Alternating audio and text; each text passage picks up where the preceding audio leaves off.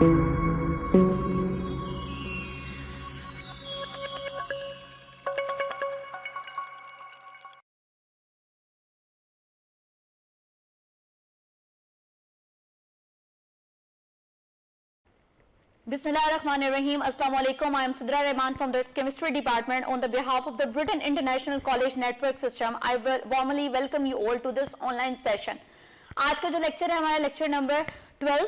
आज का हमारा टॉपिक का नाम है मोल. इससे पहले हम अपने लेक्चर की तरफ आए, थोड़ी सी इसकी हिस्ट्री के बारे में डिस्कस करेंगे कि मोल हमने कंसेप्ट क्यों पेश किया, मोल की जरूरत कंसेप्ट पेश करने की क्यों आई और इसकी क्या जरूरत है.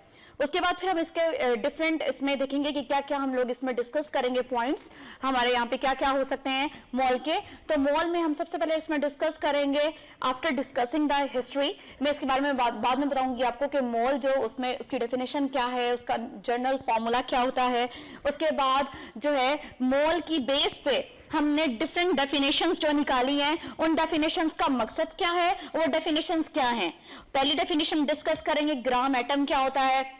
नंबर 2 पे हम डिस्कस करेंगे ग्राम मॉलिक्यूल क्या होता है. नंबर 3 पे हम डिस्कस करेंगे ग्राम फॉर्मूला क्या होता है. फिर हम लोग डिस्कस करेंगे ग्राम आयन विद एग्जांपल. उसके बाद जो हमारी टेक्स्ट बुक के अंदर जिससे रिलेटेड न्यूमेरिकल्स है या एग्जांपल है, हम उसकी तरफ आएंगे. इससे पहले कि मैंने आपको कहा कि मैं अपना लेक्चर स्टार्ट करूं, मैं आपको ये बताना जरूरी समझती हूं कि मोल जो है उसका हिस्ट्री, उसका कंसेप्ट कहां से शुरू होता है. हम लोग अक्सर जब बाजार जाते हैं तो हम लोग इस तरह से डेली लाइफ से एग्जांपल से हम लोग इसको लेंगे कि हमने अगर कभी जो है 12 दाने किस चीज के लेने होते हैं, जैसे कि अंडे 12 लेने होते हैं, तो उसके लिए हम एक सूटेबल वर्ड यूज करते हैं डजन का. तो डजन या तो हम लोग कहते हैं 12 अदद, या उसको हम लोग उर्दू में कहते हैं दर्जन, या हम लोग इंग्लिश में कहते हैं उसको डजन, कि 1 डजन हमें ये चीज चाहिए. ठीक है. जिस तरह से डजन जो है वो रिप्रेजेंट करता है कि उसके अंदर 12 लफ्ज आते हैं, 12 चीजें आती हैं, इसी तरह से मोल भी एक केमिस्ट का, किसी भी केमिस्ट का एक सीक्रेट यूनिट है जो किसी खास तादाद को पार्टिकल्स की हमें बताता है. जैसे मैंने आपको बताया कि डजन जो है वो एक्सप्लेन करता है किस चीज के बारे में. डजन में बताता है कि हमारे पास जो है वो उसके अंदर कितने दाने आते हैं पार्टिकल्स के, 12. इसी तरह से मैं कह रही हूं कि डजन की जगह साइंटिस्ट इस्तेमाल करते हैं, केमिस्ट इस्तेमाल करते हैं किसी खास मिकदार को शो करने के लिए लफ्ज मोल को. यहां से हमारे पास कंसेप्ट शुरू होता है मोल का. तो मोल को इसी सेंस में हम कहते हैं सीक्रेट यूनिट ऑफ केमिस्ट. मोल, इससे पहले कि हम इसके बारे में डिस्कस करें कि इसके अंदर कितने पार्टिकल्स आते हैं, हम इससे पहले मैं आपको एक्सप्लेन करना चाहूंगी कि हमारे पास जो है कुदरती तौर पे सब्सटेंस, वर्ड सब्सटेंस केमिस्ट्री में यूज किया जाता है कि सब्सटेंस कोई भी इम्प्योर मटेरियल है. सब्सटेंस जो है वो हमारे पास 3 तरह का हो सकता है.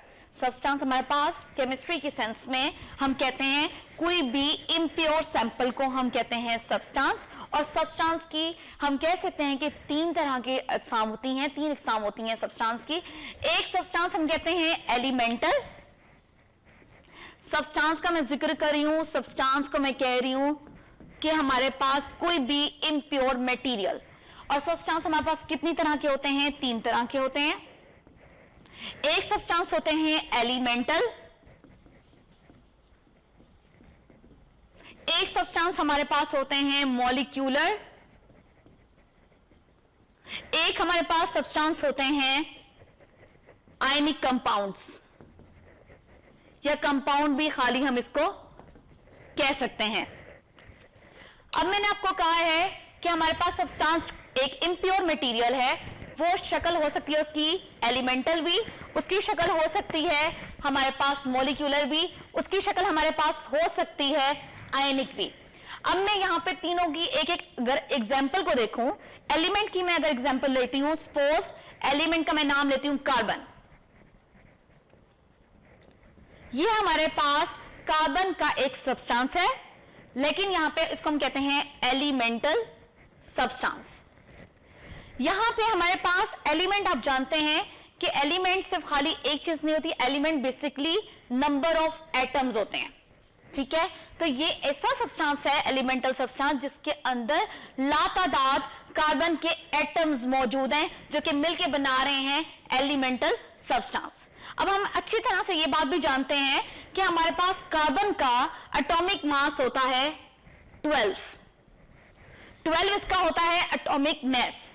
12 को अगर हम ले लें, 12 को अगर हम कन्वर्ट कर दें किस चीज में, ग्राम्स में, वैसे तो यूनिट इसका बनता है ग्राम पर मोल, कि कार्बन का वेट होता है, एटॉमिक मास होता है ग्राम, 12 ग्राम पर मोल, लेकिन यहां मैं बात कर रही हूं कि मैं 12 ग्राम को, 12 ग्राम पर मोल को 12 ग्राम कंसिडर अगर करूं तो वो चीज बन जाती है बराबर हमारे 1 मोल के। अब हम लोग ये देखते हैं कि 1 मोल का हमें ये नजर आता है, हम समझते हैं कि 12 ग्राम का मतलब है कि एक कार्बन का एटम। नो, कार्बन के 12 ग्राम का मतलब ये होता है कि हमारे पास जिसका वेट था वो 12 ग्राम था पूरा।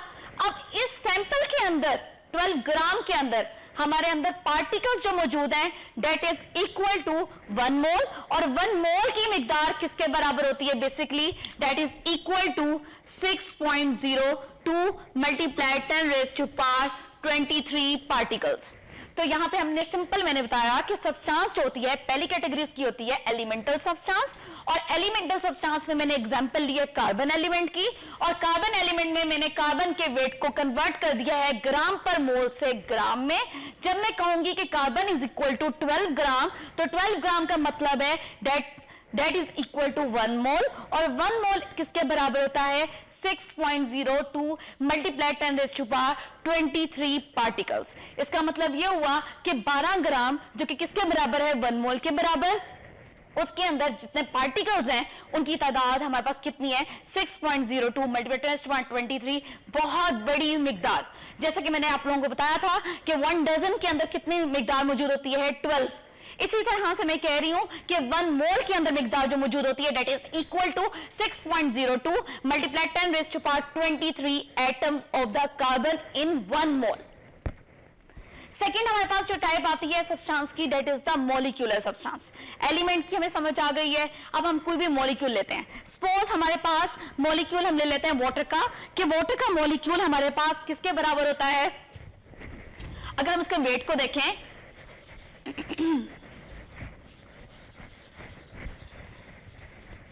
तो मॉलिक्यूलर हमारे पास सब्सटेंस, अगर मैं सेकंड कैटेगरी बता रही हूं, पहले मैंने एलिमेंटल बताई है, second one is molecular substance. इसमें मैं एग्जांपल ले लेती हूं वाटर की। वाटर का अगर हम लोग वेट निकालना चाहें, atomic weight, molecular weight, that is equal to 18 gram पर मोल। अगर इसी 18 ग्राम पर मोल को मैं कन्वर्ट करना चाहती हूं 1 मोल में, तो इसको हम क्या करेंगे, कन्वर्ट कर देंगे सिंपली 18 ग्राम में। 18 ग्राम is equal to 18 gram of water is equal to 1 mole of water। और किसी भी चीज का मैं पहले बता चुकी हूं कि 1 मोल लिया जाए तो 1 mole is equal to 6.022 multiply 10 raise to power 23 particles. पहले मैंने एलिमेंटल सब्सटेंस की बात की थी, तो उस केस में मैं पार्टिकल की जगह लिख सकती हूं लफ्ज एटम का। अब मैं बात कर रही हूं मॉलिक्यूलर सब्सटेंस की, तो यहां पे मैं जिक्र कर सकती हूं 1 मोल ऑफ वाटर के अंदर कितने पार्टिकल्स मौजूद हैं वाटर के, 6.022 multiply 10 raise to power 23 molecules of water. इसी तरह से जो थर्ड कैटेगरी आती है जिसको हम लोग कन्वर्ट कर सकते हैं मोल्स में, that is the compound. Molecule के बारे में भी मैंने आपको बता दिया, मॉलिक्यूलर के किसी भी मॉलिक्यूल के वेट को अगर हम कन्वर्ट करते हैं ग्राम पर मोल से ग्राम में, that becomes equal to the 1 mole, and 1 mole is equal to 6.02 multiply 10 raise to power 23 particles. It can be atom, it can be molecule. Third category पे आती हूँ सब्सटेंस की। थर्ड सब्सटेंस की जो कैटेगरी होती है वो कंपाउंड हो सकती है। मोस्टली हम लोग कंपाउंड में डिस्कस करते हैं आयनिक कंपाउंड्स को।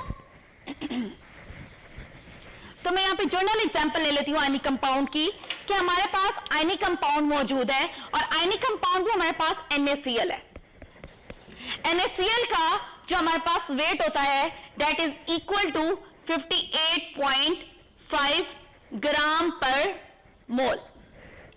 अगर इसी 58.5 ग्राम पर मोल को मैं कन्वर्ट कर दूं ग्राम्स में, तो ये चीज अब बन चुकी है 1 मोल के बराबर। ये एक ऐसा सब्सटेंस है, ये एक ऐसा इम्प्योर मटेरियल है जिसके अंदर हमारे पास आयनिक कंपाउंड मौजूद है। आयनिक कंपाउंड के लिए हमेशा लफ्ज जो यूज करते हैं that is the formula unit. यहां पे मैंने कहा है कि 58.5 gram is equal to 1 mole, और 1 मोल को मैं आपको पहले बता चुकी हूं that is equal to 6.02 multiply 10 raise to power 23 formula units of NaCl। तो यहां से हमें थोड़ा सा कंसेप्ट पता लगता है मोल्स का कि मोल बेसिकली होता क्या है। अब हम लोग इसकी डिस्क्रिप्शन की तरफ आते हैं। ये बोर्ड में लॉन्ग क्वेश्चन तो नहीं बनता, लेकिन इसमें से डेफिनेशंस और एग्जांपल्स आ सकती हैं। अब हम आते हैं अपनी डेफिनेशन मोल की कि मोल क्या है। Basically the atomic mass, molecular mass, formula mass, ionic mass of the substance is express in grams is known as mole. पहले बता दिया मैंने कि सब्सटेंस जो होते हैं वो 3 तरह के होते हैं, elemental, molecular and ionic compound. उस लिहाज से डेफिनेशन आपकी क्लियर होती है। यहां पे अगर हम लोग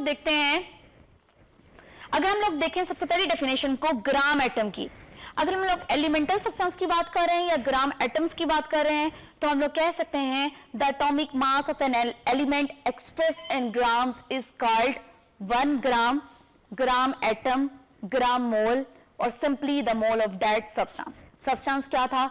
एलिमेंटल सब्सटेंस, उसको हमने मोल में कन्वर्ट किया, पहले ग्राम्स में कन्वर्ट किया, ग्राम से हमने उसको मोल में की शक्ल दी। मोल हमने बता दिया किसके बराबर है 6.02 multiply 10 raise to power 23 particles. तो ऐसा एटम जो है, ऐसी जो मिकदार है, इस चीज को हम कहते हैं ग्राम एटम, ग्राम मॉलिक्यूल या ग्राम मोल ऑफ दैट सब्सटेंस। अगर हम इसके फॉर्मूले की तरफ आते हैं मैथमेटिकल, तो हम देखते हैं कि number of the gram atoms or the mole of an element basically is equal to mass of that elements in gram बटा molar mass of an element। Next definition की तरफ हम आते हैं। इससे पहले कि मैं नेक्स्ट डेफिनेशन बताऊं, मैं आपको पहले बताऊंगी कि यहाँ पे हमारी किताब में मेंशन है कुछ एग्जांपल्स ग्राम एटम की।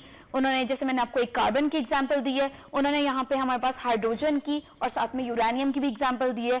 यूरेनियम का वेट हमारे पास होता है 238 ग्राम पर मोल, जबकि हाइड्रोजन का होता है 1.008 ग्राम पर मोल। उसको सिंपली हमने ग्राम पर मोल से ग्राम में लिखा और ग्राम में कन्वर्ट करने के बाद automatically that becomes equal to 1 mole.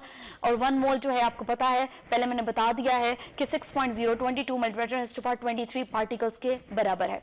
Second definition की तरफ आते हैं, ग्राम मॉलिक्यूल। ग्राम मॉलिक्यूल हमारे पास सेकंड कैटेगरी है सब्सटेंस की, जिसमें अभी पहले मैंने आपको बताया है कि ऐसा सब्सटेंस, ऐसा मटेरियल जो कि मॉलिक्यूल से मिलकर बनता है, उसको हम कहते हैं मॉलिक्यूलर सब्सटेंस। और मॉलिक्यूलर सब्सटेंस के लिए अगर हम कोई भी मॉलिक्यूलर सब्सटेंस लेते हैं, जैसे कि यहाँ पे हमारी किताब में बहुत ज्यादा एग्जांपल्स मौजूद हैं, मैंने आप लोगों को एक एग्जांपल बताई है वाटर की। इसी तरह से हम सल्फ्यूरिक एसिड की एग्जांपल ले सकते हैं। सल्फ्यूरिक एसिड होता है H2SO4। H2SO4 का जो वेट होता है दैट इज इक्वल टू 98 ग्राम पर मोल। अगर 98 ग्राम पर मोल को हम कन्वर्ट कर दें ग्राम्स में, that becomes 1 mole and 1 mole is equal to 6.022 multiply 10 to power 23 particles of that substance. इसी तरह से थर्ड एग्जांपल हमारी किताब में मेंशन है, दैट इज द सुक्रोज। और सुक्रोज का वेट किसके बराबर होता है? 342 ग्राम पर मोल। अगर ग्राम पर मोल को सिंपली मैंने लिख दिया ग्राम्स में, that is equal to 342 gram, that becomes 1 mole and 1 mole is equal to 6.022 multiply 10 to power 23 particles of the sucrose. इसका मतलब ये हुआ, बेशक हमारे पास एटम्स के या एलिमेंट्स के मास डिफरेंट हैं। कार्बन का डिफरेंट है हमारे पास हाइड्रोजन से, हाइड्रोजन का डिफरेंट था हमारा यूरेनियम से। इसी तरह से मॉलिक्यूल जो है, वाटर का वेट जो है वो डिफरेंट है सल्फ्यूरिक एसिड से, सल्फ्यूरिक एसिड का वेट डिफरेंट है सुक्रोज से। लेकिन उसके बावजूद अगर उनके वेट को हम कन्वर्ट कर दें ग्राम्स में, ग्राम जो है वो बन जाता है 1 मोल। और 1 मोल में पार्टिकल्स की तादाद, चाहे जो मर्जी एलिमेंट, जो मर्जी मॉलिक्यूल आ जाए, पार्टिकल्स की तादाद इक्वल रहती है। थर्ड डेफिनेशन जो यहाँ पे हमारे पास बनती है दैट इज ग्राम फॉर्मूला। अगर हमारे पास थर्ड सब्सटेंस को देखें, मैंने आपको बताया कंपाउंड होता है और ज्यादातर कंपाउंड हमारे पास आयनिक कंपाउंड्स होते हैं। और फॉर्मूला यूनिट मास या आयनिक कंपाउंड कोई भी आयनिक कंपाउंड के वेट को, जिसके मैंने यहाँ पे एक एग्जांपल लिखी थी NaCl की, तो अगर हम उसको कन्वर्ट कर दें ग्राम्स में, और ग्राम वो बन जाता है हमारे पास 1 मोल के बराबर, और 1 मोल हमारे पास किसके बराबर होता है 6.02 मल्टीप्लाइड टू पावर 23। तो यहाँ पे डेफिनेशन को अगर हम देखते हैं तो डेफिनेशन बनती है the formula unit mass of an ionic compound express in grams is called gram formula और ग्राम मोल और simply the mole of that substance. तो सबके लिए फॉर्मूला जो है मोल्स का बिल्कुल सेम है। अगर हम जनरल फॉर्मूले की तरफ आते हैं मोल के, तो मोल हमारे पास होता है is equal to small n is equal to mass बटा होता है, अगर एटम है तो एटॉमिक मैस, अगर मॉलिक्यूल है तो मॉलिक्यूलस मैस, अगर हमारे पास कोई आयनिक कंपाउंड है that is equal to formula unit mass. तो सबके फॉर्मूलाज हमारे सेम है, इसलिए मैंने अलग अलग एक्सप्लेन नहीं किया आपको। अगर हम लोग देखते हैं जो है इससे रिलेटेड एग्जाम्पल किताब में, इससे पहले कि हम लोग एग्जाम्पल की तरफ, मैथमेटिकल एग्जाम्पल की तरफ मूव करें, ये एक और भी चीज है कि हमने पढ़ा कि NaCl जो है वो हमारे पास एक आयनिक कंपाउंड है। NaCl को अगर हम लोग स्प्लिट करते हैं, अगर NaCl जो कि हमारे पास आयनिक कंपाउंड है, अगर मैं इसको तोड़ती हूं सपोज, तो वो किसके बराबर बनता है Na, और साथ में बन जाता है Cl। इसका भी अलग हम लोग निकाल सकते हैं मोल्स, इसके वेट को कन्वर्ट कर सकते हैं मोल्स में, इसके भी वेट को हम कन्वर्ट कर सकते हैं मोल्स में। सोडियम का वेट बेसिकली होता है 23 ग्राम पर मोल। अगर मैं इसको कन्वर्ट करूं ग्राम्स में, तो वो चीज हमारे पास बन जाती है 1 ग्राम आयन ऑफ दैट सब्सटेंस। तो यहां से हम लोग एक और डेफिनेशन निकाल सकते हैं कि ग्राम आयन क्या होता है। Gram ion basically the unit mass of an ionic species express in grams is called the gram ion और सिंपली 1 मोल ऑफ आयन। और इस लिहाज से हम लोग मोल की भी हम लोग अपनी जो इक्वेशन उसको हम लोग चेंज कर सकते हैं। Number of the gram ion of the moles of an ionic species is equal to mass of the ionic species in grams over formula mass of the ionic species. किताब में इससे related हमारे पास examples मौजूद हैं, उसको आप लोग as such याद करेंगी। और ये ज़्यादातर हमारे पास डेफिनेशन, इसके हमारे पास डेफिनेशंस आती हैं कि what is the gram formula, what is the gram mole, what is the gram atom, what is gram ion. तो इनकी डेफिनेशन जहाँ पे पूछी जाए वहाँ पे आप लोगों का एग्जाम्पल को मेंशन करना ज़रूरी है। अब यहाँ पे हमारे पास किताब से रिलेटेड एक एग्जाम्पल है, example number 6, very easy example. यहाँ पे हमने देखना है, स्टेटमेंट को अच्छी तरह से पढ़ना है। Calculate the gram atoms in. अब हमने ग्राम एटम निकालने हैं। ग्राम एटम पहले भी बता चुकी हूं क्या चीज होती है, मोल के बराबर होती है। और मोल हमें बेसिकली निकालने हैं, किस चीज के निकालने हैं, 0.1 ग्राम ऑफ सोडियम, और दूसरा हमारे पास है 0.1 kg ऑफ द सिलिकॉन।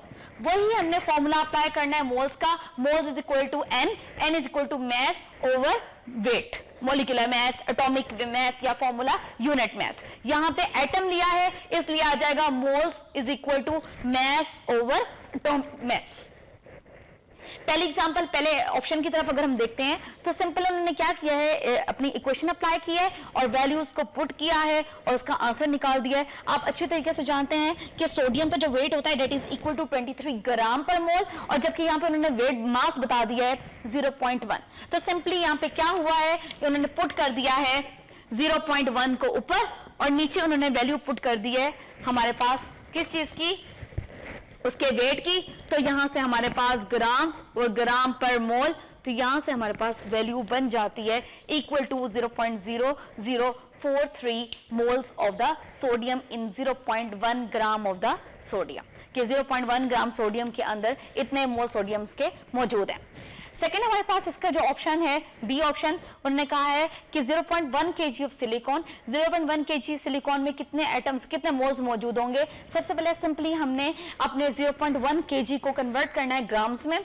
ग्राम में कन्वर्ट करने का सिंपल तरीका ये होता है कि कोई भी चीज जो दी हुई है किलो केजी में, उसको हम लोग 1000 से मल्टीप्लाई कर देंगे, that becomes equal two grams. 0.1 को मल्टीप्लाई करेंगे 1000 से, दैट इज इक्वल टू हमारे पास 100 ग्राम, और 100 ग्राम को उसी फॉर्मूले में हम पुट कर देंगे। ऊपर पुट करेंगे 100 ग्राम, नीचे पुट करेंगे weight of the silicon that is equal to 28। दोनों को डिवाइड करेंगे तो हमारे पास आंसर आ जाएगा 3.56 ग्राम पर 3.56 मोल्स। इसी टॉपिक से रिलेटेड एक और एग्जांपल हमारी किताब में मौजूद है, that is the example number 7. Example number 7 is again very simple example. हम लोग पहले स्टेटमेंट की तरफ इसको देखते हैं. Calculate the mass of 10⁻³ moles of magnesium sulphate. बिल्कुल वही फॉर्मूला हमने पुट करना है. उन्होंने क्या बता दिया, उन्होंने स्टेटमेंट में हमें पूछ लिया है कि हमने यहाँ पे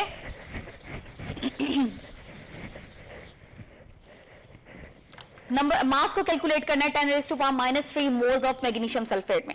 एक चीज हमें उन्होंने बता दिया, डेट इज द मोल.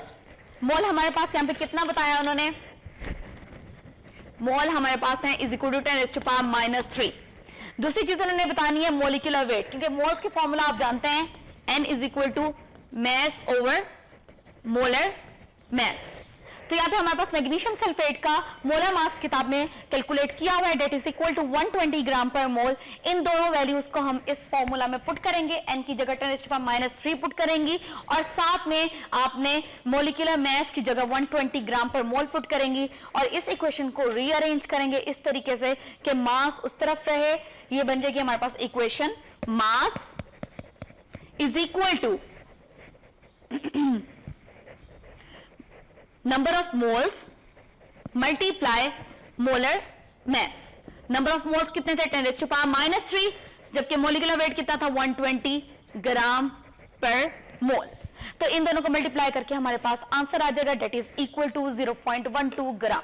तो यहाँ पे हमारे पास आज के लेक्चर का इख्तिताम होता है. इससे रिलेटेड हमारे पास बोर्ड में इस टॉपिक से रिलेटेड कुछ क्वेश्चन बोर्ड के बनते हैं जो मैंने आपके यहाँ पे मेंशन कर दिए हैं. इसको अच्छी तरह से आप लोगों ने देख लेना है. Number 1 question is magnesium atom is twice heavier than that of the carbon atom. Comment on it. Define the mole. Give example. What do you mean by? What do you know about the gram atom? Calculate the moles of the 100 gram of the silicon. वही formula apply करना जो पीछे भी हमने किया numerical. साथ में हमारे पास क्वेश्चन नंबर 4 बनता है, calculate the number of the gram atoms of the sodium when its mass is 0.1 kg. तो यहाँ पे आज का लेक्चर हमारे पास खत्म होता है और ये जो मैंने क्वेश्चंस दिए हैं आपने जैसे वीडियो को वॉच कर लेना है, तो आप लोगों ने कमेंट बॉक्स के अंदर इसके आंसर्स लिख के और मुझे भेजने हैं. Thank you very much.